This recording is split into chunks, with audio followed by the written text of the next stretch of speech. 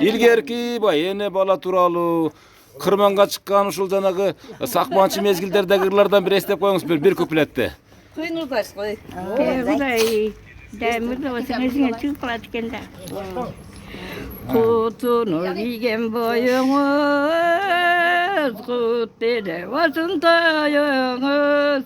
Бай шайы киген бойыңыз, бар жаққа осын тойыңыз.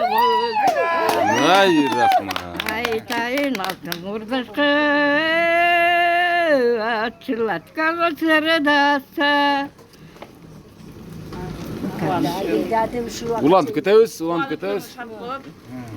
Кубанып. Уланып көңіл шат болады, қолғарын машып беріп атса, қолғарын машып басалы, гүлдесін жаштың базары, еркіндік жүрғал тұрмышта, ерікпе көңіл ачалы.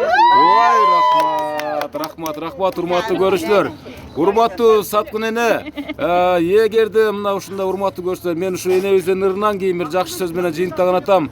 Сиздердин да ушундай энеңиздер болсо, ушундай бир ыйык, бейиштин образында болгон адамыңыз, апаңыздар болсо, анда куттуктап калууга шашыңыздар.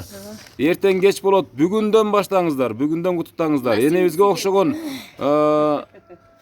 окшогон адамдар бул дүйнөдө бир жолу гана жаралат. Мындай адамдар эч качан кайталанбайт. Ошон үчүн көзү тирүү кезинде ушул апаңыздын болобу, атаңыздын болобу, жакындарыңыздын болобу, улуу адамдардын, көп жашаган адамдардын батасын алуу бул кийинки балдардын, кыздардын, кийинки муундун ыйык милдети.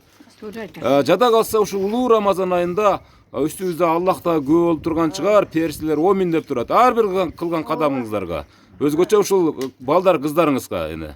Ошон үчүн алдыдагы телефондорго кат жазып биз менен байланышыңыздар.